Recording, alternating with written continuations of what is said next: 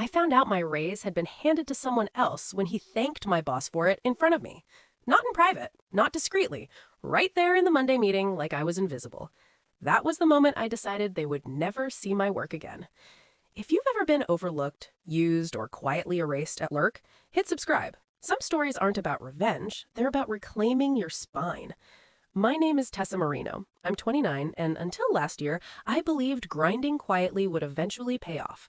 I joined Blackridge Logistics straight out of grad school. Entry-level operations analyst, nothing glamorous, just spreadsheets, compliance tracking, vendor disputes, and fixing messes nobody else wanted. I wasn't flashy, I was reliable, which, in corporate America, is code for we're going to bleed you dry. If a shipment got stuck in customs at midnight, I handled it. If a client threatened to walk because someone messed up their invoicing, I rebuilt the contract. If the regional directors couldn't understand performance dashboards, I designed automated systems so clean a teenager could read them. Those systems became the backbone of our department. Nobody asked me to build them. I just got tired of fixing the same problems over and over, so I built something smarter. My boss, Leonard Graves, loved to say I was the engine behind the curtain. Cute. Engines don't get raises. Executives do. Last December, during my annual review, Leonard closed his office door and smiled like we were co-conspirators. You saved this division over $1 million this year. I already knew. I've recommended a significant compensation adjustment. He slid a paper across the desk. It wasn't official yet, but it showed a projected salary increase. 22%. Not life-changing money, but respect. He told me to keep it confidential until it was finalized in Q1. I walked out floating.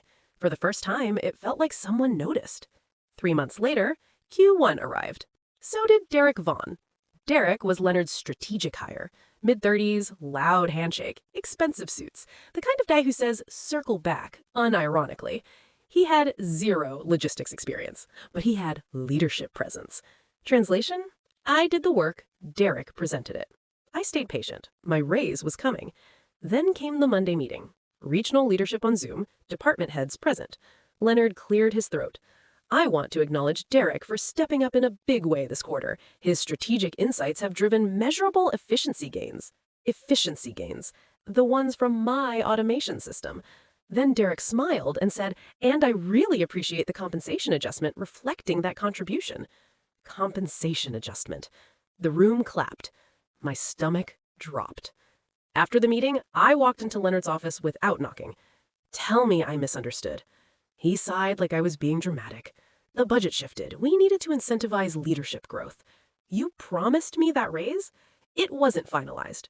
You showed me documentation. It was provisional. That word, provisional. Like my value. I stared at him for a long second.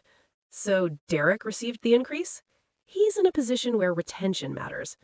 And I wasn't? That was the moment something inside me went cold. I didn't yell. I didn't cry. I just said, understood. That night, I went home and changed every access permission on the automation systems I had built. Not to sabotage, just to restrict. The code, the vendor routing logic, the compliance triggers, all of it was under my administrative profile, because I built it. The next morning, Leonard appeared at my desk. Derek will need a full systems walkthrough this week. No. He blinked. Excuse me? I won't be training him. You're required to support leadership. I support the company, not favoritism. His expression hardened. This attitude is concerning. You redistributed my raise. That's concerning. By Thursday, HR called me in. They used words like team cohesion and knowledge-sharing expectations. I stayed calm. My job description doesn't include intellectual property transfer without formal role adjustment. They didn't like that phrasing. The following week, small cracks started forming. Derek tried running a vendor optimization cycle.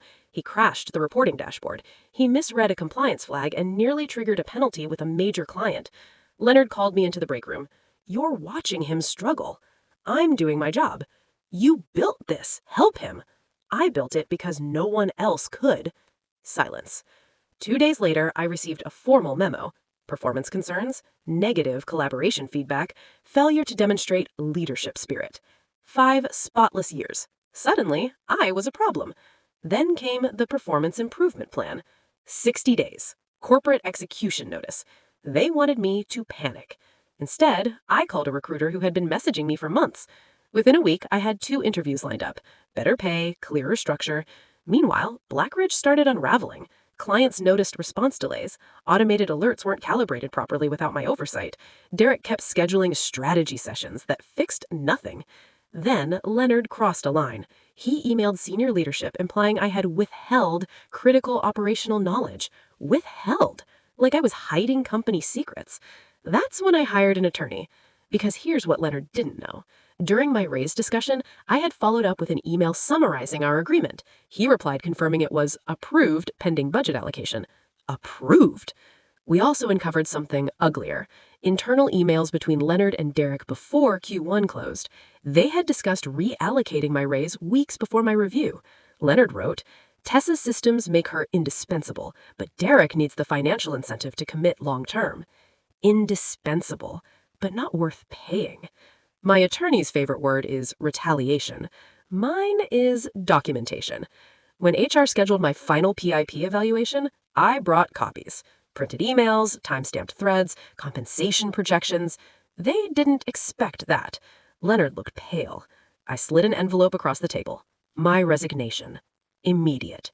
You're obligated to give notice, HR said. Check the handbook. At will cuts both ways. I packed my things in under 15 minutes. No speech, no tears. Just silence. The first week felt terrifying. The second felt peaceful. By week 3, the fallout began. A major pharmaceutical client escalated compliance failures. Their internal audit revealed inconsistencies in reporting. Derek couldn't explain the system architecture because he never learned it. Leonard called me twice. I declined both calls. Then something unexpected happened. My cousin Mateo called me. He worked in finance for Blackridge's parent company. Tess, did you file a complaint? Not yet. There's an internal review happening. Your name keeps coming up.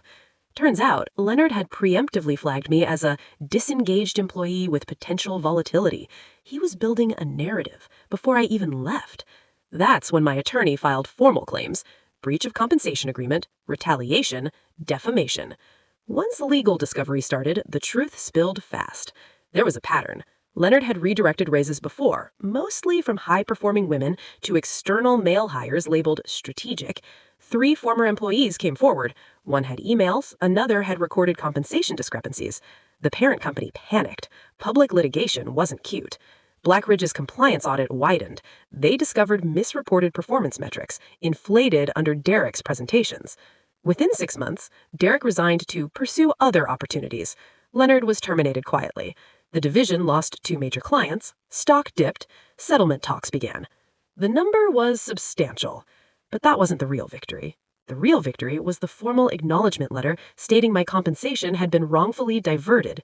In writing. Public record. My parents told me to move on.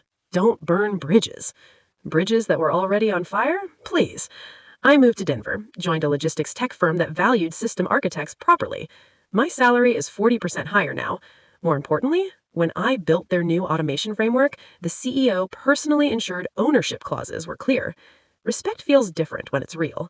Last month, I ran into an old coworker at a conference. She leaned in and whispered, "So, did you ever train Derek?" I smiled. No. She laughed softly. That explains everything. Probably. I don't wake up angry anymore, but I do wake up aware. Loyalty without leverage is exploitation. Talent without boundaries is charity. And raises? They're not gifts. They're recognition. If someone steals that from you and expect you to hand over the keys anyway, don't. Because sometimes the most powerful thing you can say in a room full of executives is no.